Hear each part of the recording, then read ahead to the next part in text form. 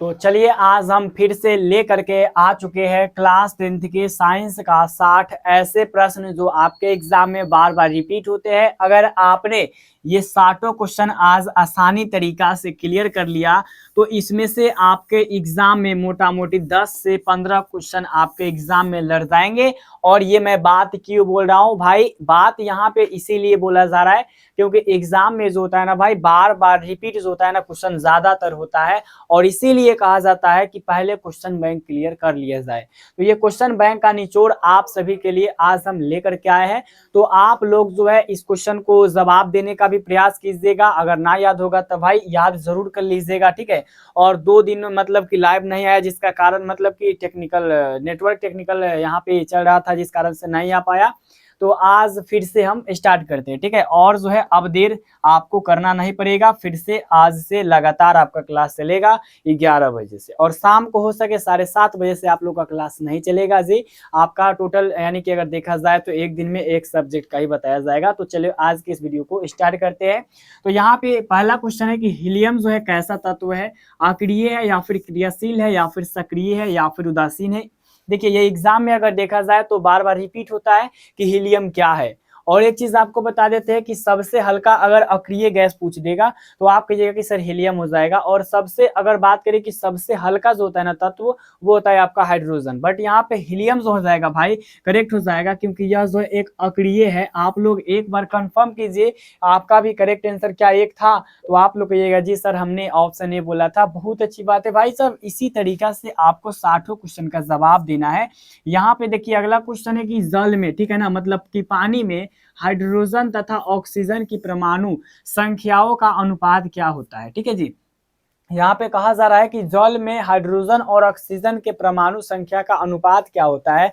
तो सबसे पहले जल का सूत्र क्या होता है ये जान लीजिए। तो जल का जो सूत्र होता है वो H2O होता है, ठीक है जी। जल का सूत्र क्या होता है, H2O होता है। एक बार बता दीजिए आप लोग, तो जरूर बता दीजिए एक बार। और यहाँ पे देख लीजिएगा तो इसमें जो होता है हाइड्रोजन के भाई साहब 2 अणु होते हैं और यहाँ पे ऑक्सीजन के 1 अणु होते हैं। अगर यहाँ पे पूछ देगा ना कि परमाणु संख्याओं का अनुपात क्या होता है जी, तो आपको जो याद कर लेना है, ठीक है जी, याद कर लेना है। इसका करेक्ट आंसर हो जाएगा 2:1, ठीक है। अगला यहाँ पे एग्जाम में आपके पूछ देगा कि आवर्त सारणी में कितने आवर्त है, ठीक है। अब यहाँ पे कहने का मतलब ये है कि ये आपका मेंडलीफ के द्वारा जो आधुनिक आवर्त सारणी दिया गया उसमें बताया जा रहा है। ऐसे अगर बात करें तो उनसे भी पहले आया था लेकिन सब कुछ नाकामयाब रहा, कोई नहीं चला। लेकिन मेंडलीफ आवर्त सारणी ने आधुनिक मतलब कि काल में निकाला। तो बताइए कि उन्होंने क्या दिया परमाणु संख्या के आधार पर या फिर परमाणु द्रव्यमान के आधार पर। ये अगर आपसे एग्जाम में पूछेगा कि चलिए बता दीजिए कि मेंडलीफ ने जो है ना तत्वों को किस क्रम में सजाया, किस आधार पर सजाया, तो परमाणु संख्या के आधार पर सजाया। और उसमें अगर आवर्त पूछेगा ना जी, अगर आपसे एग्जाम में आवर्त पूछेगा तो आप कहिएगा कि 7 गो आवर्त होता है, ठीक है। कितने आवर्त होते हैं, 7 गो आवर्त होते हैं। और अगर वर्ग पूछ देगा तो वर्ग जो होता है 18 होता है, याद कर लीजिएगा, ठीक है। और टोटल तत्व कितना होता है एक बार आप लोग बता दीजिए कि आवर्त सारणी में टोटल जो तत्व होता है वो कितना होता है, ये बता दीजिएगा तो बहुत अच्छी बात है। वरना नहीं याद है तो भाई एक बार कंफर्म कर दीजिए। तो आप लोग कह रहे हैं कि चलिए सर मुझे याद है इतना इतना होता है, चलो भाई इसी तरीके से बताते रहिएगा। अगला क्वेश्चन का जवाब दीजिएगा, ठीक है। आपसे एग्जाम में पूछ देगा कि सिलिका क्या है, और ये आपका मोस्ट इंपॉर्टेंट क्वेश्चन है और उसके साथ ही आसान है, ठीक है जी। तो एग्जाम में पूछेगा कि सिलिका क्या है तो क्या जवाब दीजिएगा आप लोग बता दीजिए। तो आप लोग का कमेंट क्या आ रहा है भाई, आप लोग कह रहे हो कि सर उपधातु हो जाएगा, धातु हो जाएगा, धातु हो जाएगा। बट आप यहाँ पर ध्यान दीजिएगा सिलिका क्या होता है। तो सिलिका में भाई साहब क्या होता है, सबसे पहले समझ लीजिए सिलिका जो होता है सिलिकन, ठीक है जी। सिलिकन, सिलिकन हो गया और ऑक्सीजन हो गया, ये मिल करके बना रहता है ऑक्सीजन से, ठीक है जी। तो सिलिकन और ऑक्सीजन से मिल करके सिलिका बनता है। और जब ये जानते हो ना जी कि जब 2 तत्व आपस में मिलता है, ठीक है ना, जो 2 धातु आपस में मिलता है तो हम क्या कहते हैं जी, वो जो हो जाएगा हमारा क्या हो जाएगा जी, मिश्र धातु, ठीक है। मिश्र धातु में क्या होता है 2 या 2 से अधिक लगता है। यानी यहाँ पर आपका क्या करेक्ट आंसर हो जाएगा, तो आप कहिएगा कि सर 4 का करेक्ट आंसर ऑप्शन डी हो जाएगा, जो कि मोस्ट इंपॉर्टेंट है और हम भी इसे याद कर लेंगे। तो याद कर लीजिएगा। अगला क्वेश्चन आपके एग्जाम में पूछेगा जो कि बहुत इंपॉर्टेंट है कि OH जो होता है ना, OH जो होता है का क्रियाशील मूलक कौन होता है।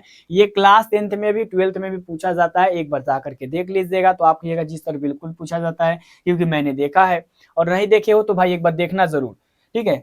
कीटोन का होता है, एल्डिहाइड का होता है, एल्कोहल का होता है, या फिर इनमें से कोई नहीं। क्या जवाब दीजिएगा, 5 का करेक्ट आंसर बताइए एक बार। तो आप लोग जो है ना गलती जवाब मत दीजिए। अगर याद है तो कहिए जी सर याद है, नहीं याद है तो एक बार लिख दीजिएगा नो याद है, मतलब कि नहीं नो लिख दीजिएगा। तो याद कर लीजिए जो OH होता है ना जी, OH जो होता है वो अल्कोहल होता है, ठीक है ना जी, अल्कोहल का एक क्रियाशील मूलक होता है। ये आपको 100% में 100% रट के जाना पड़ेगा, और रट के जाइएगा तो आप एग्जाम में जो है 1 नंबर आसानी तरीके से क्लियर कर लीजिएगा। ये मैं अभी लिख दिया, आपके एग्जाम में 1 नंबर ऐड हो गया। ये क्वेश्चन भाई क्लियर करके जाना, ठीक है, चाहे जहां पर हो बट क्लियर जरूर करना। यहाँ पे अगला क्वेश्चन पूछेगा कि प्रकृति में ऑक्सीजन का संतुलन कैसे बना रहता है, ठीक है, संयोजन क्रिया, प्रकाश संश्लेषण या फिर अपघटन या फिर इनमें से कोई नहीं। बताइए जो प्राकृतिक है, जो यहाँ पे नेचर है ना जी, नेचर जो प्राकृतिक है उसमें ऑक्सीजन का संतुलन कैसे बना रहता है, एक बार बता दीजिएगा आप लोग। क्या जवाब दीजिएगा जी, क्या जवाब दीजिएगा कि प्रकृति में ऑक्सीजन का जो संतुलन होता है वो कैसे बना रहता है। तो आप कहिएगा कि सर यहाँ पे तो हमको कुछ समझ में नहीं आ रहा है, आप ही बता दीजिए। तो याद कर लो, यहाँ पे हो जाएगा प्रकाश संश्लेषण, ठीक है। अब बताते हैं कैसे प्रकाश संश्लेषण होता है, संतुलन कैसे बनता है। जैसे कि प्रकाश संश्लेषण जिसमें होता है तो पौधे अपना क्या करते हैं जी, भोजन बनाते हैं। और भोजन जब बनाते हैं तो आप लोग ये सुने होइएगा कहानियों में या फिर जाने होइएगा, पढ़े होइएगा कि पेड़ पौधे जो होते हैं ना ऑक्सीजन को छोड़ते हैं और क्या करते हैं, CO2 कार्बन डाइऑक्साइड को ग्रहण करते हैं। ये सब चीज पढ़े हो जी। तो वो क्या करता है जी, ऑक्सीजन को छोड़ता है और हम लोग क्या करते हैं, CO2 को छोड़ते हैं और ऑक्सीजन को ग्रहण करते हैं। तो ये इसी तरह से जो है संतुलन बना रहता है। एग्जाम में आए तो आप लोग करेक्ट आंसर क्या मारिएगा, बी मारिएगा। एक बार सभी लोग कमेंट में बी लिख दीजिए। और एक चीज आप लोग सुन लीजिए, आप लोग जो है अगर आपको याद होगा तो ज्यादा से ज्यादा कमेंट कीजिए। क्यों कीजिए मैं आपको ये बता देता हूँ, इसीलिए भाई करो क्योंकि इसमें 3 तरह के स्टूडेंट हमें जो है ना टॉप करेंगे, यानी कि 3 तरह के स्टूडेंट, यानी रैंक 1 एक आ जाएगा, ठीक है, ऐसे टाइप का रैंक 1 रहेगा और ऐसे टाइप का रैंक 2 रहेगा और इस टाइप का रहेगा मतलब कि रैंक 3 रहेगा, ठीक है। तो देखते हैं आज जो है किनको रैंक 1 2 3 मिलता है। अब वो कैसे मिलता है, जितना ज्यादा कमेंट कीजिएगा ना उतना आपको ये रैंक मिलेगा, और इससे फायदा किसी को होगा नहीं बट आपको लगेगा ना जी कि हमने 1 नंबर हासिल किया, ठीक है। तो इसी तरीके से अगर आपका बना रहेगा ना जी तो आप एग्जाम में भी 1 नंबर लाने का क्षमता जरूर रखिएगा, ठीक है। अगला क्वेश्चन है कि पौधों में श्वसन की जो क्रिया होती है, ठीक है ना, क्रिया के अंतर्गत ATP के टूटने से निकलने वाली ऊर्जा मुक्त होती है। अब बताओ इसमें से कौन करेक्ट हो जाएगा कि जैसे पौधों में जो श्वसन की क्रिया होती है तो उसके अंतर्गत जो ATP के टूटने से कितनी की जो क्रिया होती है वो मुक्त होती है, एक जवाब दे दीजिए। आप लोग बता दीजिए 7 का करेक्ट आंसर क्या हो जाएगा, एक बार तो कंफर्म कर दीजिए भाई साहब, एक बार याद कर लीजिएगा तो बार बार एग्जाम में आपको रटने की जरूरत नहीं पड़ेगा। और आप लोग जो याद करने वाले में से है तो आप लोग जरूर याद कर लीजिएगा कि सर इसका करेक्ट आंसर हो जाएगा 30.5 kg प्रति मोल हो जाएगा। यानी कि पौधे में जो होता है ना मतलब कि जब पौधों में श्वसन की क्रिया होती है, सांस लेने की जब क्रिया होती है तो जब ATP टूटता है ना जी, ADP, ठीक है ना जी, ATP नहीं ADP, जब टूटता है तो उसमें जो ऊर्जा निकलता है 30.5, ठीक है, kg प्रति मोल। याद रख लीजिएगा। अगला एग्जाम में क्वेश्चन देखो इस टाइप से पूछेगा कि मानव के हृदय में कितने कोष्ठ होते हैं। और मैं आपको बार बार बताते रहता हूँ कि ये क्वेश्चन को याद कर लो, बार बार रिपीट करता हूँ क्योंकि एग्जाम में भी ये बार बार रिपीट होता है। तो मैं भी क्या करता हूँ भाई, क्वेश्चन बैंक को देखता हूँ, उसके अनुसार क्वेश्चन को सेट करता हूँ। क्या जवाब दीजिएगा, 2 होता है, 8 होता है या फिर 1 होता है या फिर 4 होता है, एक बार कंफर्म कर दीजिएगा जी। तो आप लोग कहिएगा कि जी सर हमें तो याद था, क्योंकि मानव हृदय में टोटल होते हैं 4 कक्ष होते हैं, 4 कोष्ठ होते हैं, ठीक है। मानव हृदय में 4 कक्ष होते हैं। क्या याद रखिएगा जी, 8 का डी याद रखिएगा कि 4 कक्ष होते हैं, मानव हृदय में टोटल 4 कोष्ठ होते हैं। याद रहेगा जी सर, बिल्कुल याद रहेगा। आपसे पहले मैं बता दिया इसका करेक्ट आंसर, तो भाई बहुत अच्छी बात है। देखिएगा कि मानव हृदय का औसत प्रकुंचन दाब लगभग कितना होता है। ये तो एग्जाम में मत पूछो यार, ये तो एग्जाम में ना दाब प्रेशर पूछता है, ये एग्जाम में क्वेश्चन बना रहता है। हमने भी एग्जाम लिया था जिसमें इसी टाइप का एक क्वेश्चन आपको दिया था, अनुशीतलन दाब, और यहाँ पे क्या है जी, प्रकुंचन दाब होता है। क्या जवाब दीजिएगा, एक बार बता दीजिए आप लोग। सर यहाँ पर हो जाएगा 120 mmHg, ठीक है जी। कितना हो जाएगा, आप लोगों का भी कमेंट आया इसीलिए क्योंकि इसमें 80 नहीं था, अगर 80 रहता तो आप लोग भी कंफ्यूज हो जाते। बट ध्यान दीजिएगा, प्रकुंचन दाब कहेगा ना जी, प्रकुंचन दाब कहेगा तो 120, और अनुशीतलन कहेगा ना जी तो 80 बोलिएगा, ठीक है, 80 mm। समझ रहे हो जी, अगर प्रकुंचन बोलेगा तो 120 बोलिएगा, और अगर आपसे बोल देगा कि चलिए बता दीजिए अनुशीतलन दाब कितना होता है तो 80 बोलिएगा। ये 2 क्वेश्चन याद हमेशा रखिएगा। अगला क्वेश्चन कहा जाता है कि पौधों में वाष्पोत्सर्जन किस भाग में होता है। जड़ में होता है, तना में होता है, पत्ता में होता है या फिर फूल में होता है। ये भी क्वेश्चन आपके एग्जाम के लिए मोस्ट इंपॉर्टेंट माना जाता है। और ये भाई साहब किस चीज का क्वेश्चन है, तो आप कहिएगा सर बायोलॉजी का है। तो बताओ कि पौधों में वाष्पोसर्जन जो होता है ना, वाष्पोसर्जन वो किस भाग में होता है, एक बार बता दीजिए। वाष्पोसर्जन का मतलब क्या होता है, वाष्प निकलना। तो पेड़ पौधे के किस भाग से वाष्प निकलते हैं, तो आप लोगों को लगेगा कि सर जड़ से तो निकलेगा नहीं, तना से निकलेगा नहीं, फूल से निकलेगा नहीं, क्योंकि बार बार फूल थोड़ी रहता है ऐसे पेड़ में। यहाँ पे देखिएगा, यहाँ पे आ जाएगा क्या, करेक्ट आंसर ऑप्शन सी हो जाएगा। तो आप लोग क्या कर लीजिएगा, सिंपल तरीका से 10 का सी याद कर लीजिएगा। और ये एग्जाम में बार बार रिपीट होता है। समझ आया जी?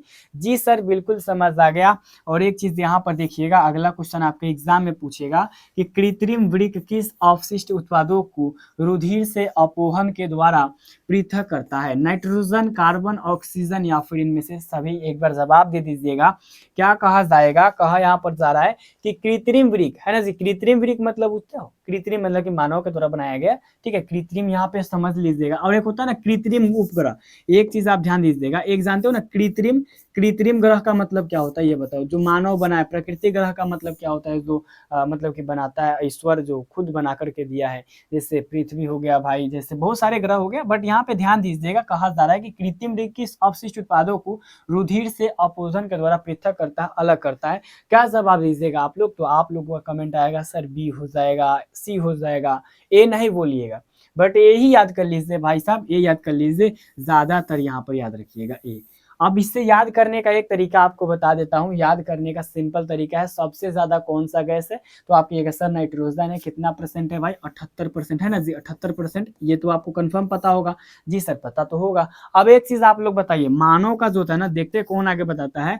मानव के शरीर में, ठीक है ना, शरीर में, मानव के शरीर में बता दीजिए, एक बार कंफर्म कीजिए, कितना परसेंट पानी रहता है, कितना परसेंट पानी रहता है। जब आप बता सकते हो एक बार बताओ, मैं देखता हूँ कितने सारे बच्चे करेक्ट टू करेक्ट आंसर बताते हैं। तो चलो भाई वेट किया, अब देखते हैं कौन सबसे पहले बताता है। चलो सर हो जाएगा 65%, 65%, 65%। देखो इसी तरीका से अगर याद करेंगे ना, और अगर पूछते रहेंगे आपसे और बताते रहेंगे, तो इसमें होगा क्या कि आपको जो पिछला पढ़ाओगे ना वो जरूर याद रहेगा। चलो एक तो कंफर्म हुआ कि जो मैं बताता हूँ वो कम से कम तुम तो रटते तो हो। चलो भाई अगला एग्जाम में क्वेश्चन पूछेगा। देखिएगा एग्जाम में क्वेश्चन पूछता है कि हाइड्रा में प्रजनन किस विधि से होता है, द्विखंडन या फिर मुकुलन या फिर लैंगिक जनन या फिर इनमें से सभी। एक बार करेक्ट टू करेक्ट आंसर बता दीजिए। 12 का क्या करेक्ट आंसर हो जाएगा, एक बार बता दीजिएगा तो भाई बहुत अच्छी बात हो जाएगा। हाइड्रा में, ठीक है ना जी, हाइड्रा में प्रजनन किस विधि से होता है, क्या जवाब दीजिएगा 12 का, एक बार बोल दीजिए। तो आप करें सर यहाँ पे मुकुलन हो जाएगा, मुकुलन हो जाएगा। 12 का करेक्ट आंसर ऑप्शन भी हो जाएगा, जो कि सिंपल तरीका से और बहुत ही मतलब कि इजी था। तो चलिए भाई याद कर लीजिएगा मुकुलन, ठीक है ना। हाइड्रा में प्रजनन जो होता है किस विधि से होता है, मुकुलन के विधि से होता है। और इसे आप लोग 100% याद करके जाइएगा, आपके एग्जाम में ये क्वेश्चन आ जाएगा। मैं जो कहता हूँ भाई वो होता है। और एक चीज आपको बता रहा हूँ, सबसे सिंपल तरीका समझिएगा कि किसी माध्यम के अंतर्गत अपवर्तनांक म्यू का मान होता है। अब बताइए किसी भी माध्यम के अपवर्तनांक का मान क्या होता है, आप लोग पढ़े होंगे ना जी, मतलब कि क्या होता है, अपवर्तन के नियम, प्रकाश के अपवर्तन के नियम आप लोग पढ़े हो। तो आप ये जी सर पढ़े हैं। तो उसमें क्या होता है अपवर्तन के नियम में, तो आप कहते हैं ना कि आपतन कोण की दया और अपवर्तन कोण की दया का अनुपात एक नियतांक होता है, माने साइन आई बटा का साइन आर होता है। यहाँ पे करेक्ट आंसर क्या हो जाएगा, ऑप्शन यहाँ पर भी हो जाएगा। और ये चीज, एक चीज आप लोग बोलते हो ना कि सर ऑब्जेक्टिव तुम कहीं से पढ़ लेंगे, बट एक चीज ध्यान रखना, अगर हम बात करें कि छोटे इंस्टीट्यूट और बड़े इंस्टीट्यूट की तुलना, तो भाई आपको यही चीज करने के लिए, यही क्वेश्चन पढ़ने के लिए आपको कोर्स खरीदना पड़ेगा। और कोर्स का दाम जो भी हो के 500 के, 1000 हो के, 2000 हो के। बट यहाँ पर ये देखा जाता है ना जी कि इसी चीज को कंप्लीट करने के लिए आप कोर्स खरीदिएगा, और बाद में जाकर के तो हम भी कोर्स बनाएंगे ना जी। हम यहाँ पे जो बात है वो रियलिटी बताते हैं। अभी जिस तरीके से हम पढ़ा रहे हैं उस तरीके से आने वाले समय में थोड़ी पढ़ाएंगे। हम भी जो एक क्रैश कोर्स निकालेंगे, हम भी मतलब कि क्या करेंगे, नोट्स निकालेंगे। और हम भी क्या करेंगे भाई, अगर ले करके पैसा, और हम भी पढ़ाएंगे। ये भाई रियलिटी है। और ये भी होना चाहिए, क्योंकि बड़ा इंस्टीट्यूट बनेगा तो सबका खर्चा तो देखने पड़ता है ना जी। तो बट अभी जो है छोटा सा है, तो बट ये देखने को मिल रहा है। आप लोगों को जितना मतलब कि कहिएगा उतना करेक्ट आंसर आपको क्या बोला जाए, क्वेश्चन बता देते हैं। बट टेंशन आप लोग का लेना नहीं है, ठीक है जी। अगला साल से, अभी तो छोटा मोटा है, बट अगला साल तक इस तरह का से बना देंगे इसको कि आप भी सोचिएगा तो कहिएगा जी सर हम शुरुआती टाइम में इनसे पढ़े हैं। और ये आप लोग कंफर्म तरीका से समझ जाइए, अभी आपको तो कुछ समझ में आएगा नहीं, बट रुक जाइए, 1 साल वेट कीजिए, उसके बाद बताएंगे। ठीक है, दाढ़ी बनाने में कौन दर्पण प्रयुक्त होता है? बताइए, समतल दर्पण, उत्तल दर्पण, अवतल दर्पण, या फिर इनमें से कोई नहीं। 14 का करेक्ट आंसर बता दीजिए, क्या हो जाएगा 14 का करेक्ट आंसर, आप लोग बताइएगा। तो आप कहिएगा कि सर हम पढ़े थे कि दाढ़ी बनाने में जो होता है अवतल दर्पण का क्या होता है, प्रयोग होता है। आप लोगों का कमेंट आ रहा है, और कमेंट में जो है ना शांति तरीका से आप लोग जवाब देते रहिएगा। बात का ही जो होता है ना जी, आप लोगों का थोड़ा ज्यादा हो जाता है, जो चीज आपको करना नहीं है, ठीक है ना जी। अपने आप से मतलब रखो, दूसरा से मतलब नहीं रखना है। चलिए, अगला एग्जाम में आपसे क्वेश्चन पूछेगा, स्पेक्ट्रम आ गया 100% एग्जाम में आने वाला, ठीक है, 100% एग्जाम में आने वाला। स्पेक्ट्रम, किस रंग की किरण का झुकाव अधिक होता है? स्पेक्ट्रम में जो होता है ना, किस मतलब की रंग का झुकाव सबसे ज्यादा होता है। और इसमें हम आपको भी 3-4 को क्वेश्चन बता देंगे, पहले आप लोग जवाब दीजिए। किसमें जो होता है ना, कौन सा रंग होता है स्पेक्ट्रम में, इस टाइप में, जिसमें सबसे ज्यादा कौन झुकता है? बताइए, इस टाइप का होता है ना, सबसे ज्यादा कौन झुकता है। तो आप लोग क्या जवाब दीजिएगा 15 का? तो आप कहिएगा कि सर यहाँ पे हो जाएगा बैगनी, क्योंकि बैगनी को देखते हैं ना सबसे ज्यादा झुकता है। क्या हो जाएगा? बैगनी, आप लोग बता रहे हो। और इसी कारण से इसका विचलन जो होता है सबसे ज्यादा होता है, विचलन जो होता है सबसे ज्यादा होता है। और तरंगदैर्घ्य जो होता है ना, तरंगदैर्घ्य जो होता है सबसे कम होता है। इसी कारण से क्योंकि सबसे ज्यादा झुकता है तो विचलन सबसे ज्यादा हो जाएगा और तरंगदैर्घ्य सबसे कम हो जाएगा। उसके बाद लाल रंग में इसका विपरीत होता है, सबसे कम झुकेला कहेगा तो हो जाएगा भाई साहब लाल हो जाएगा। और लाल रंग का जो विचलन होता है वो सबसे कम होता है, और तरंगदैर्घ्य जो होता है सबसे ज्यादा होता है।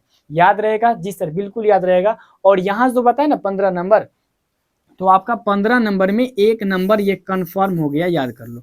1 नंबर कंफर्म हो गया, एग्जाम में बैठिएगा, अगर ये पॉइंट आपको याद रहेगा 15 नंबर तो कंफर्म हो जाएगा, याद कर लीजिएगा। बस ये पांचों पॉइंट याद रखिएगा।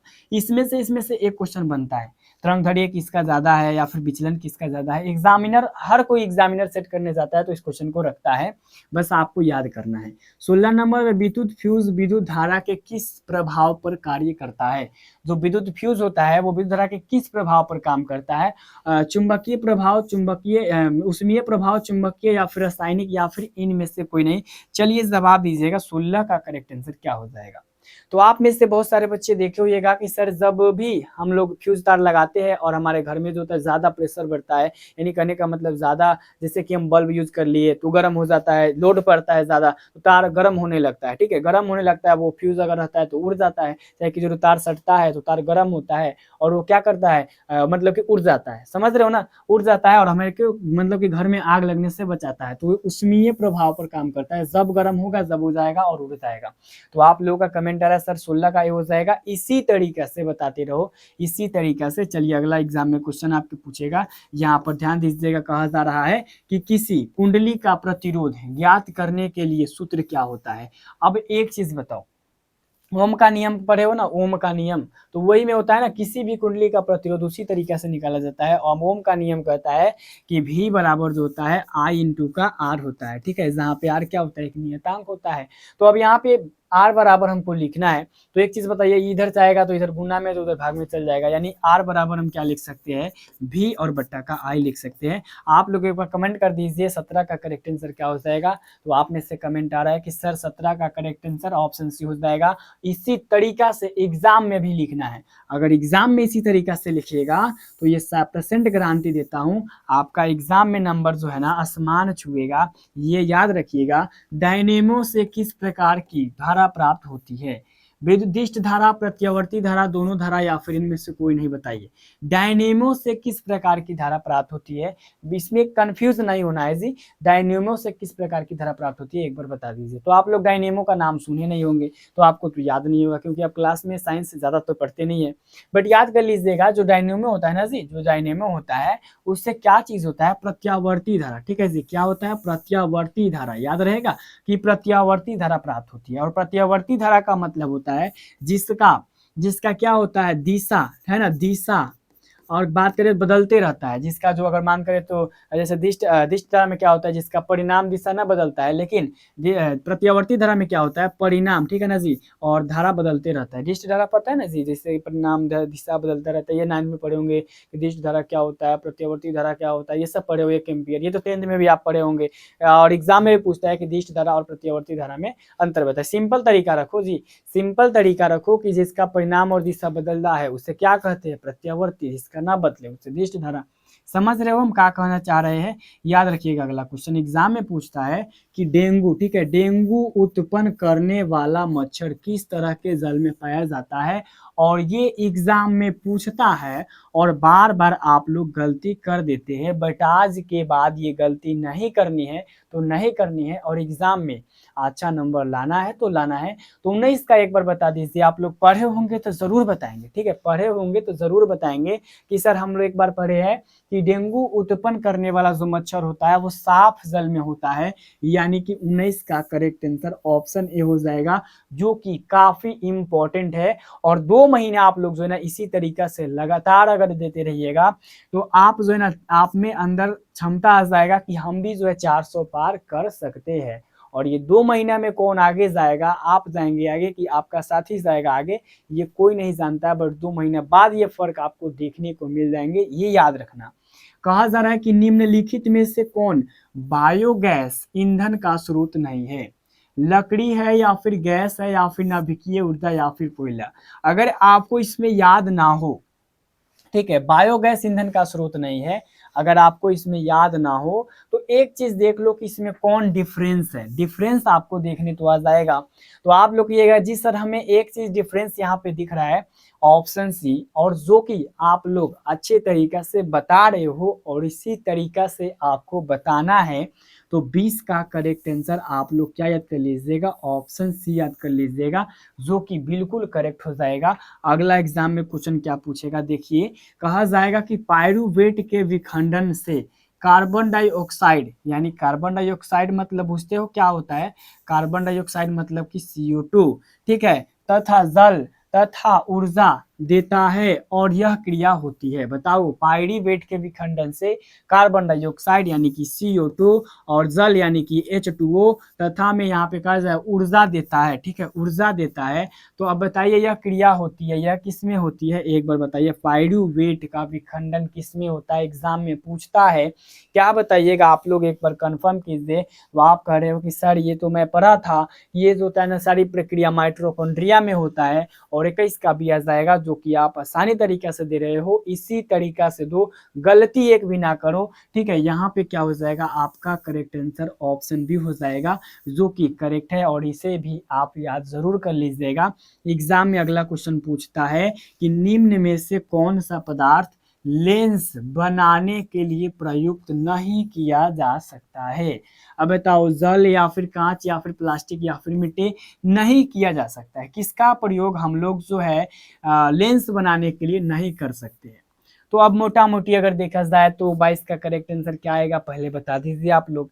इसमें देखिए कौन ऐसा चीज है जिससे लेंस नहीं बन सकता है, जो लेंस बनाने में काम नहीं आता है। आप कहिएगा सर जल, जी सर ये काम आता है, कांच, जी सर आता है, प्लास्टिक भी काम आता है, लेकिन मिट्टी का काम नहीं होता है, लेंस बनाने में मिट्टी का प्रयोग नहीं किया जाता है, जो कि आपने करेक्ट आंसर बताया। इसी तरीका से बताते रहो, एग्जाम में भी जा करके इसी तरीका से लिखना है। और एक चीज और आपको बता देते हैं कि आप लोग देख करके मत बोलिएगा, नहीं तो जल्दी जल्दी के चक्कर में सारा गलती सही देख करके बोलिएगा, याद भी नहीं होगा, बट अंदाजी बोलिएगा ना तो आपको याद भी हो जाएगा, ठीक है। तो यहाँ पे 23 नंबर क्वेश्चन क्या कहा जा रहा है कि किसी बिंब का वास्तविक, देखिएगा वास्तविक मतलब कि रियल इमेज, ठीक है, समान आकार का प्राप्त, ठीक है ना, मतलब कि वास्तविक प्रतिबिंब समान आकार का प्राप्त करने के लिए बिंब को उत्तल लेंस के सामने कहाँ रखनी चाहिए। अब इसका देखिए बहुत तरीका से इसमें आता है, उत्तल लेंस के सामने कहाँ रखनी चाहिए, उत्तल लेंस के सामने में कहाँ चाहिए। तो यहाँ पे 23 का याद कर लीजिएगा, ठीक है ना जी, याद कर लीजिएगा 23 का करेक्ट आंसर। ये अगर भी उत्तल लेंस रहे, ठीक है, उत्तल लेंस रहे और कह दे कि वास्तविक मतलब कि जो वास्तविक मतलब कि रियल वाला, ठीक है, वास्तविक और समान रहे, वास्तविक और समान रहे, तो आपको फोकस पर रखना होगा, ठीक है। क्या याद रहेगा कि जैसे कहने का मतलब है कोई भी इमेज को प्राप्त करने के लिए उत्तल दर्पण में वास्तविक मतलब कि रियल में ठीक है, रियल में। और अगर बात करें तो समान आकार का प्राप्त करने के लिए उसे हम लोग फोकस पर रखेंगे। जी बिल्कुल याद रहेगा। अगला क्वेश्चन एग्जाम में पूछता है कि सामान्य दृष्टि से वयस्क के लिए सुस्पष्ट दर्शन की अल्पतम दूरी जो होता है लगभग कितनी होती है। अब एक बात बताइए, इस क्वेश्चन को है ना कितना मोड़ मोड़ करके घुमाया गया है, ये आप लोग अंदाजा लगा सकते हैं। बट आप लोग जो है ऑप्शन देखिएगा तो धराधर धराधर धराधर ऑप्शन सी कहिएगा। ऐसा कहने से पहले हमारे आप बोल रहे हो, यहाँ पे हम देख रहे हैं और सबका कमेंट को देखते हैं। बट भाई एक चीज करना ना, आपस में झगड़ा ना करना, ठीक है। यहाँ पे 24 का करेक्ट आंसर आपने क्या बताया सर, यहाँ पर ऑप्शन सी हो जाएगा जो कि मोस्ट इंपॉर्टेंट है। याद रखिएगा अगला आपके एग्जाम में क्वेश्चन पूछा जाएगा कि लोहे की परमाणु संख्या। हम आपको पहले भी बताते थे कि देखो भाई, लोहा का परमाणु संख्या, सोडियम का परमाणु संख्या, सोना का परमाणु संख्या, तीन को याद रखिएगा, ठीक है जी। Na का याद रखिएगा, Au का याद रखिएगा और Fe का याद रखिएगा। और अगर ये तीनों याद रहेगा तो आप लोग अपने एग्जाम में 1 नंबर प्राप्त कर लेंगे। ये 11 होता है, 7 9 होता है जी, और ये 26 होता है। तो आप लोग एक बार बता दीजिए कि सर यहाँ पर 26 हो जाएगा, जो कि बिल्कुल करेक्ट हो जाएगा, सही हो जाएगा। तो आप लोग 25 का भी बोले हो जी, बिल्कुल बोले हो। इसी तरीका से फिर एक बार जवाब दीजिएगा। कहा जा रहा है कि कोई विलियन लाल लिटमस को नीला कर देता है, उसका पीएच मान क्या हो जाएगा। इसमें आपको टेंशन लेना नहीं है, क्योंकि ये तो पता है आपको कि जो है ना, लाल को पहले समझ लीजिए, लाल को जो है यहाँ पे नीला में कौन बदलता है, ठीक है। और नीला को जो है, नीला को जो है लाल में कौन बदलता है, ये आपको समझना बहुत ज्यादा जरूरी है। तो यहाँ पे तो आपको जो डिफरेंस दिखेगा, 7 से कम कम 3 गो है, यानी कि 7 से ज्यादा 1 गो है। तो इसका तो करेक्ट आंसर हम बता देंगे कि 10 हो जाएगा। आपने भी बता दिया, देख करके अंदाजा लग जाता है। बट यहाँ पे क्या कहना है भाई, एक बार समझ लीजिएगा, जो कि आपके एग्जाम के लिए काफी इंपॉर्टेंट हो जाएगा। कि कहने का मतलब हमारा ये है कि अगर आपका लिटमस लाल से कन्वर्ट करना रहे नीला में, लाल से कन्वर्ट करना रहे नीला में, तो वो क्षार काम करेगा। और अगर नीला से लाल में रहे तो उसे कौन काम करेगा भाई, अम्ल काम करेगा। ये आपको 100% याद होना चाहिए। लाल से नीला जाने के लिए हम लोग क्या करेंगे, क्षार का उपयोग करेंगे। और नीला से लाल जाने के लिए हम लोग क्या करेंगे, अम्ल का प्रयोग करेंगे। ये आपको 100% आनी चाहिए। अगला एग्जाम में क्वेश्चन पूछेगा, आधुनिक आवर्त सारणी जो मेंडलीफ दिया था, उसमें वर्गों की संख्या क्या होती है। आवर्त हम अभी बताए हैं आपको 7 होता है, और उसके बाद वर्ग कितना बताया है। यहाँ पे क्या था एक बार बता दीजिए आप लोग, 1 था, 0 था या फिर 8 था। तो आपका कमेंट आ रहा है, जो कि क्वेश्चन पढ़ते वक्त आपने बता दिया कि सर अभी आपने बताया 18 था, यानी आधुनिक आवर्त सारणी में जो था, तो मतलब कि अगर बात करें तो वर्ग जो था 18 था, जो कि मोस्ट इंपॉर्टेंट हो जाएगा। और इसे आप लोग अभी अभी बैठ करके याद कर लीजिए कि 7 गो आवर्त होता है और यहाँ पे 18 को क्या होता है, वर्ग होता है। आधुनिक में जो मेंडलीफ दिया था उसमें का हम बात कर रहे हैं। अगला एग्जाम में क्वेश्चन पूछता है कि -COH अभिक्रिया मूल्य को कहते हैं। एल्डिहाइड, एल्कोहल, कीटोन या फिर इनमें से कोई नहीं। OH का हम क्या बोले हैं, अभी एक बार रिपीट करते हैं। OH क्या था उस समय, एल्कोहल का क्रियाशील मूलक था। लेकिन यहाँ पे कहा जा रहा है -CHO अभिक्रिया मूल्य को क्या कहते हैं। एक बार बता दीजिए आप लोग 28 का करेक्ट आंसर। ये तो होगा नहीं, क्योंकि इसका तो -OH है, ठीक है। तो 28 का एक बार कंफर्म कीजिए आप लोग। तो आप लोग कहिएगा सर सी या फिर ए, सी या फिर ए, तो दोनों में से तो कोई हो जाएगा। बट यहाँ एक चीज याद कर लो, एल्डिहाइड हो जाएगा, यानी माइनस का OH जो हो जाएगा ना, माइनस का CHO जो हो जाएगा, आपका एल्डिहाइड हो जाएगा। याद हमेशा रखिएगा। अगला एग्जाम में आपका क्वेश्चन पूछेगा, कहा जा रहा है कि निम्नलिखित में से कौन सा पद जो है विद्युत परिपथ में जो है विद्युत शक्ति को निरूपित नहीं करता है। देखो भाई, एग्जाम में अगर रियल बात बताता हूं, अगर तुम अच्छे तरीके से तैयारी करते हो एग्जाम का, तो ये क्वेश्चन जरूर करना, क्योंकि ये क्वेश्चन आपके एग्जाम में 1 नंबर बार बार, हम भी जब एग्जाम दिए थे तो हमको भी 1 नंबर मिला था। और आज आप भी एग्जाम देंगे ना 2026 का फर्स्ट यानी कि मंथ में या फिर सेकंड मंथ में दीजिएगा ना जी, तो ये कंप्लीट कर लीजिएगा, ये आपके एग्जाम में डायरेक्ट लिखा जाएगा। तो कौन जो है मतलब कि जो है कहा जा रहा है कि कौन जो है विद्युत परिपथ में मतलब कि विद्युत शक्ति को नहीं दर्शाता है, तो 29 का क्या बताइएगा, एक बार बता दीजिए आप लोग। तो आप लोग कह रहे हैं कि सर यहाँ पे हम पढ़े थे, यहाँ पे ये गाइड में से याद किए थे कि V²/R जो होता है विद्युत शक्ति को नहीं दर्शाता है, अन्यथा ये चीज तीनों जो होता है ना, तीनों जो होता है विद्युत शक्ति को दर्शाता है। याद रख लीजिएगा भाई साहब, V²/R जो होता है विद्युत शक्ति को जो है भाई क्या करता है, तो भाई विद्युत शक्ति को जो निरूपित नहीं करता है। डी याद कर लीजिए, याद रहेगा। और आपको जाना है वहां पर और डी पे घस देना है। आप कहिएगा जी सर बिल्कुल हम जाएंगे और ऑप्शन डी पे घस देंगे। बट अगला भी याद रखना कि विद्युत धारा उत्पन्न करने वाली युक्ति को क्या कहते हैं, जनित्र या फिर गैल्वेनोमीटर, एमीटर या फिर मोटर, बता दीजिए विद्युत धारा उत्पन्न करने वाली युक्ति को क्या कहते हैं। एक बार 30 का हम करेक्ट आंसर आपसे सुनना चाहते हैं, तो आप एक बार बता दीजिए ताकि हम भी आगे वाला क्वेश्चन को लेकर के आ जाए। तो आप लोग क्या जवाब दीजिएगा एक बार कंफर्म कीजिए। तो आप लोगों का जवाब आ रहा है कि सर जो विद्युत धारा की मतलब क्या करता है, उत्पन्न करता है, उससे जनित्र बोला जाता है। और जिनका ऑप्शन गलत था यानी कि बी था वो सही कर लो भाई, ऑप्शन सी ए हो जाएगा यानी कि जनित्र हो जाएगा। जनित्र विद्युत धारा उत्पन्न करने वाली युक्ति को जनित्र बोला जाता है, याद रख लीजिएगा। अगला एग्जाम में आपके क्वेश्चन पूछे जाएंगे कि लघु पथन के समय परिपथ में विद्युत धारा का मान जो होता है कम हो जाता है, स्थिर रहता है, बहुत अधिक बढ़ जाता है या फिर निरंतर परिवर्तन होने लगता है। एक बार जवाब दीजिएगा आप लोग जो है, लघु पतन के समय परिपथ में विद्युत धारा का मान क्या होता है। अब लघु पतन मतलब कि जब शॉर्ट सर्किट होता है ना, तो जो फ्यूज उड़ता है ना, अभी बताया आपको, तो क्या होता है उसमें, तो बहुत धारा बढ़ जाता है। आप लोग बता दीजिए 31 का करेक्ट आंसर। तो आप कहिएगा कि सर यहाँ पे 31 का करेक्ट आंसर हो जाएगा ऑप्शन सी, क्योंकि बहुत अधिक धारा बढ़ जाता है और जिस कारण से क्या होता है भाई, मतलब कि फ्यूज तार उड़ जाता है। और एक चीज आपको बता देते हैं कि आज एक चीज नया आपको देखने को मिल जाएगा। पहले जो है हम आप लोगों का टाइपिंग वाइपिंग ये सारी चीज क्वेश्चन सेट जो है इस वाले माउस से करते थे, ठीक है ना जी, ये वाला देख रहे हो ना, इससे करते थे। बट आज नया लेकर के है आप लोगों के लिए, थोड़ा एक बार बता दीजिएगा किस टाइप का है।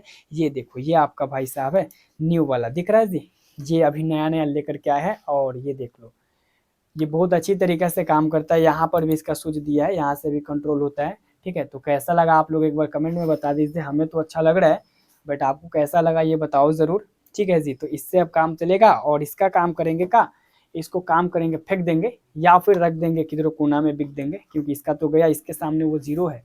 तो बताइए आप लोग कैसा लगा, बताइए जल्दी से। और आपको भी है ना एक दिन इसकी ज़रूरत पड़ेगी, इसकी ज़रूरत, ठीक है। अभी तो यहाँ फेंका हुआ है बट आपको ज़रूर ज़रूरत पड़ेगी, ठीक है। अगला क्वेश्चन एग्जाम में पूछेगा कि सर निम्नलिखित में से कौन सा जैव मात्रा ऊर्जा स्रोत का उदाहरण जो है नहीं है, ठीक है। अब कौन जो है ना वो जैव मात्रा ऊर्जा स्रोत का नहीं है, बता दीजिए। 32 का करेक्ट आंसर क्या हो जाएगा, एक बार जवाब दीजिएगा। तो आप लोग 32 का करेक्ट आंसर बता दीजिए। अभी तो भाई बताए ना जैव मात्रा ऊर्जा स्रोत, जो आपको डिफरेंस दिखे, इसमें डिफरेंस क्या दिख रहा है, अरे भाई हाँ समझदार हो या तब समझ गए जी सर, समझ गए। यहाँ पर ऑप्शन सी हो जाएगा। और आप लोगों में से बहुत सारे बच्चे ये सोच रहे हैं कि सर रोज जो है आप रोज इसी को बताते हैं ना, इसी को बताते हैं क्योंकि आपको यही लेना है। लेकिन एक चीज और सुन लो जी, आप लोग भी मेहनत कीजिए और इस टाइप का नहीं, हम 1 मिनट रुकिए आपको बताते हैं किस टाइप का आपको जो है लेने की जरूरत है। तो यहाँ पे देखिएगा, ठीक है जी। तो यहाँ 1 मिनट ध्यान दीजिएगा, ये देखो आपको जो है इस टाइप का लेने की ज़रूरत है, इस टाइप का आप भी लेकर के फ़ोटो खिंचवाइएगा। बट यहाँ पे इसकी ज़रूरत तो हमें है नहीं, ठीक है। तो आपको ज़रूरत पड़ेगा, तो इसे इसी तरीक़ा से पढ़ो जी, मिलने का प्रयास हो के। बट यहाँ पे देखिएगा अगला आपके एग्ज़ाम में क्या क्वेश्चन पूछेगा भाई, पढ़िएगा तब ना आगे बढ़ेंगे। पढ़ेगा बिहार तो बढ़ेगा बिहार। 34 नंबर, एथेन का आणविक सूत्र क्या होता है, C6H6। इनमें से बताइए 6 मतलब कि एथेन का आणविक सूत्र है C2H6। इनमें से बताओ 6 संयोजक बंध है, 7 है, 8 है या फिर 9 है, बताओ कितने सहसंयोजक बंध है, बता दीजिएगा। 34 का क्या करेक्ट बताइएगा वो साहब, 34 का बताइए।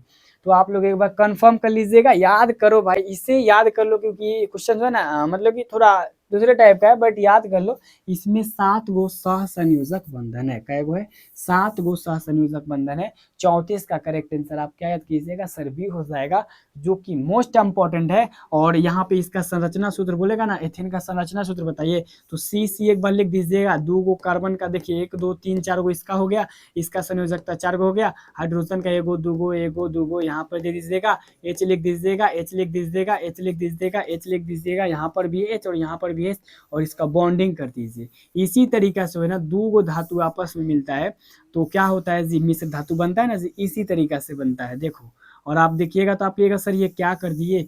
अगर आप समझते हो तो बहुत समझदार हो तो जान जाइएगा, बट नहीं समझते हो तो आपको नहीं समझ आएगा, ठीक है जी। बट 1 2 बार बनाइएगा तो समझ आ जाएगा। यहाँ देखिए, ओजोन के एक अणु में ऑक्सीजन के कितने परमाणु की संख्या होती है? बताओ, ओजोन के एक अणु में ऑक्सीजन के परमाणु की संख्या बताओ। अभी आपको बोला ना जी, अभी आपको बोला ना उसका क्या होता है? O3 होता है।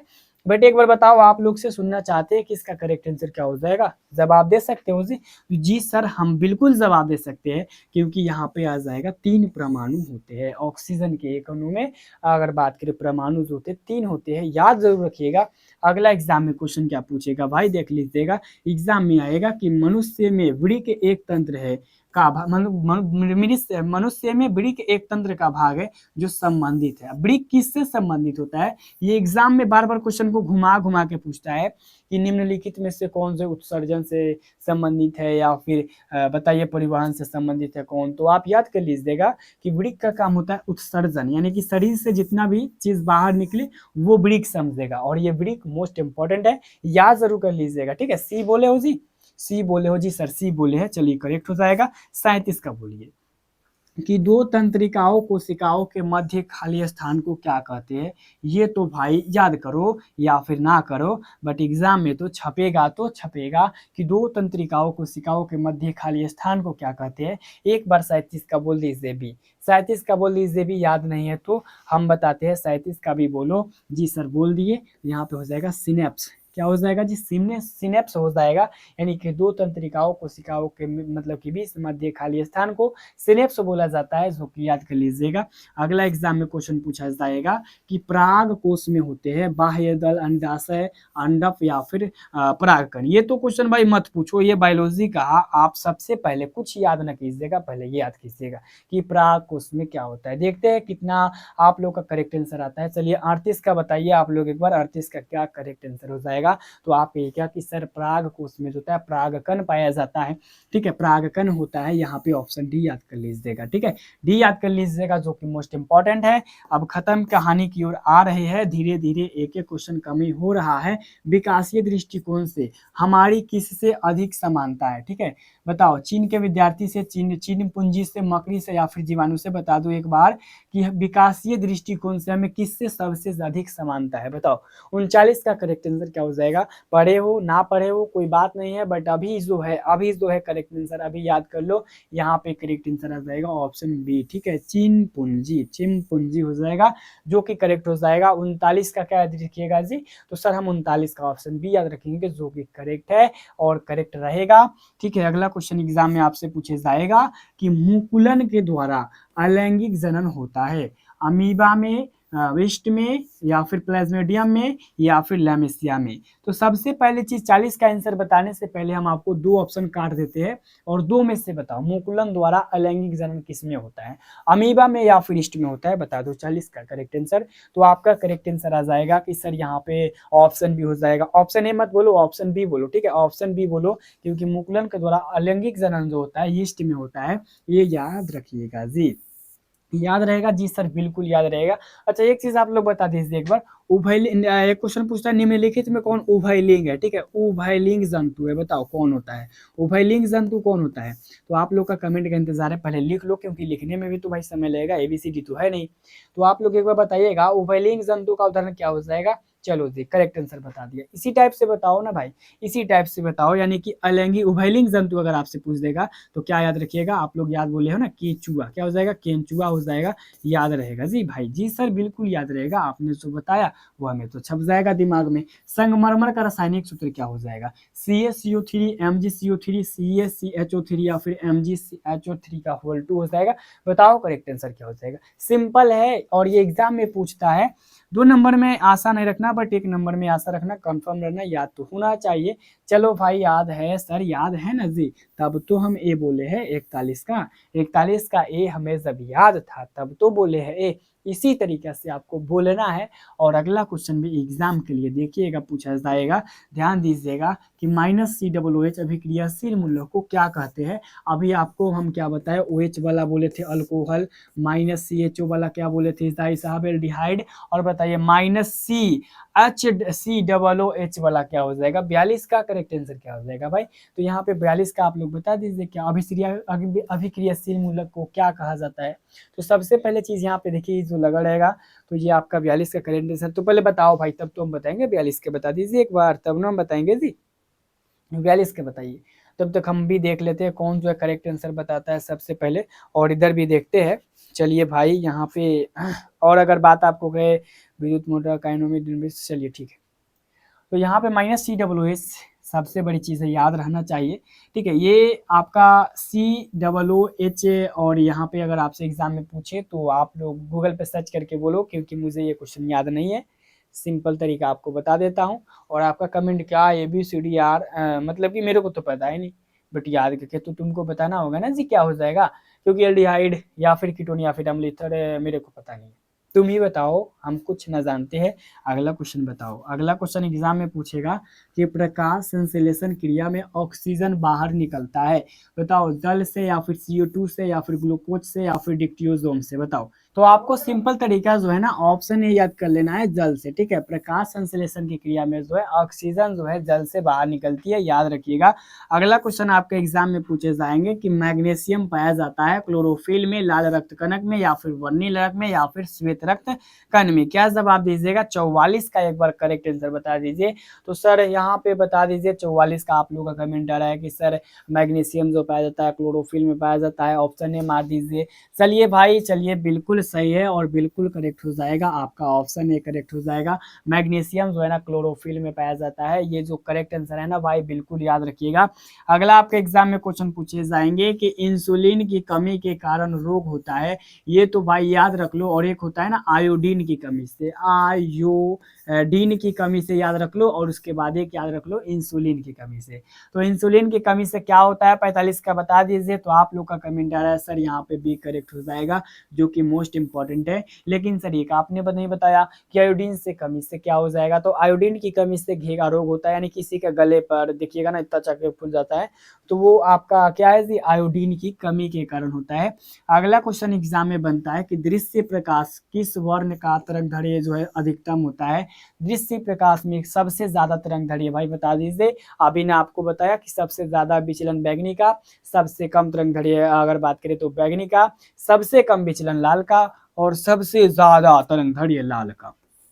ठीक है, तो यहाँ पे तरंगदैर्घ्य पूछा जा रहा है कि कौन अधिकतम तरंगदैर्घ्य होता है। तो 46 का भी बोलिए है ना जी। जी सर बिल्कुल बोले हैं। एक बार 47 का भी आपको क्या बोल देना है जी। तो 47 का बताइए। विद्युत शक्ति का एसआई मात्रक होता है, वोल्ट होता है, वाट होता है, जूल होता है, या फिर कूलम होता है। तो 47 का करेक्ट आंसर क्या हो जाएगा। तो आप कहिएगा जी सर बिल्कुल मेरे को पता है कि जो होता है ना 47 का करेक्ट आंसर विद्युत शक्ति का वो वाट होता है, हम पढ़े हैं, जो कि बिल्कुल करेक्ट है। चलो भाई इतना तो याद है, इतना तो याद है कि विद्युत शक्ति का एसआई मात्रक वाट होता है। चलो भाई इसी तरीका से आगे भी है ना 10 क्वेश्चन और है, इसी तरीका से याद करते रहिए। अगला क्वेश्चन एग्जाम में पूछता है विद्युत बल्ब का तंतु बना होता है लोहा से, तांबा से, टंगस्टन से, या फिर एल्युमिनियम से। याद कीजिए आज से 2-3 दिन पहले आपको साइंस का जब क्लास किया गया था तो उसमें बताया था ये जो बल्ब होता है इसका टंगस्टन का बना रहता है तंतु, ये वाला चीज, क्योंकि टंगस्टन का जो क्वथनांक गलनांक सबसे अधिक होता है, मतलब कि जल्दी ये चीज गलता नहीं है। तो 48 का सिंपल तरीका आपको ऑप्शन सी याद कर लेना है, नहीं आपके दिमाग में अपलोड कर लेना है और वहां जा करके पेस्ट, यहाँ पे कॉपी कर लीजिए भाई और दिमाग में, और वहां पे जा करके पेस्ट कर दीजिएगा। ठीक है, अगला एग्जाम में क्वेश्चन पूछा जाएगा कि नाभिकीय ऊर्जा प्राप्त करने हेतु आवश्यक है, बताइए हीलियम, क्रोमियम, यूरेनियम, या फिर एल्युमिनियम। बता दीजिए एक बार करेक्ट आंसर कि नाभिकीय ऊर्जा प्राप्त करने के लिए आवश्यक क्या होनी चाहिए, आवश्यक है। तो 49 का क्या भाई करेक्ट बताइएगा, एक बार बता दीजिए। तो आप कहिएगा कि सर एक चीज हम देखें ना, जो मिलता नहीं है ना, जो मिलता नहीं है जल्दी से, वो हो जाएगा। इतना सिंपल तरीका आपको बताओ, क्या चीज सबसे महंगा मिलता है, नहीं मिलता है जल्दी, और एक बार में 3 से 4, 3 से 5 से 9 ऐसा पड़ता है, बताओ। तो यहाँ पे आप याद रखिएगा, इतना सिंपल तरीका बताया, ऑप्शन सी यूरेनियम। और सबसे खतरनाक धातु यूरेनियम आपका है, एक बार सर्च करके देखिएगा ना इसके बारे में, तब आपको पता चल जाएगा। जी सर, यूरेनियम के बारे में आप बिल्कुल सही बोले थे, ये बहुत खतरनाक धातु है। अगला एग्जाम में आपके क्वेश्चन पूछा जाएगा, देखिएगा ध्यान से, कि ग्लोबल वार्मिंग के लिए उत्तरदायी गैस होता है। O2 होता है, NH3 होता है, CO2 होता है, या फिर N2 होता है। एक बार तो इसका करेक्ट आंसर बनता है, बट देखते हैं आप लोग इसका करेक्ट आंसर बता पाते हो या फिर नहीं। तो आप में से बहुत सारे बच्चे ने तो सही बताया ऑप्शन सी, बट सब सही बोलो, सब सी ही बोलो, बी मत बोलो, ए मत बोलो, सी बोलो जी, ठीक है, सी बोलो, क्योंकि कार्बन डाइऑक्साइड जो होता है ग्लोबल वार्मिंग के लिए उत्तरदायी होता है। ये बिल्कुल आपको याद होना चाहिए, सिंपल है, याद तो रहेगा जी। जी सर, याद रहेगा। अगला एग्जाम में क्वेश्चन पूछेगा आपसे कि लिटमस विलियन बैगनी रंजक होता है जो निकाला जाता है, ठीक है। तो लिटमस विलियन बैगनी रंजक जो होता है ना, लाइकेन से निकाला जाता है। 51 का आपको करेक्ट आंसर ऑप्शन ए याद कर लेना है। अगला आपसे एग्जाम में क्वेश्चन पूछा जाएगा कि जब सोडियम हाइड्रोक्साइड जिंक से अभिक्रिया करता है तो कौन सा उत्पाद बनता है। यहाँ पे सोडियम हाइड्रोक्साइड का मतलब हो गया NaOH, और ये जिंक से अभिक्रिया करेगा, Zn से अभिक्रिया करेगा, तो क्या बनाएगा। 52 का करेक्ट आंसर बता दीजिए। तो आप सबका कमेंट आ रहा है कि सर NaZO और प्लस में H2 हो जाएगा, जो कि आपका कमेंट है। नहीं भाई, नहीं बताया जी, एक बार भी बोलो, जल्दी भी बोलो भाई, लेट मत करो यार, भी बोल दीजिए। चलिए भाई, अगला क्वेश्चन आपसे एग्जाम में पूछा जाएगा कि किसी भी उदासीन विलयन का पीएच होता है, बताइए उदासीन विलयन का पीएच मान क्या होता है। ये तो आपको पता होगा, सिंपल तरीका है, तो आप लोग एक बार बता दीजिए। तो आप सबका कमेंट आ रहा है सर यहाँ पे 53 का correct answer option B correct हो जाएगा। चलो, आपको याद कर ही लेना है भाई। अगला क्वेश्चन फटाक से देखिएगा, एग्जाम में पूछा जाएगा बेकिंग सोडा का रासायनिक सूत्र क्या हो जाएगा। NaHCO3 या फिर Na2CO3 या फिर KCl, बताओ एक बार, बेकिंग सोडा का रासायनिक सूत्र क्या होता है।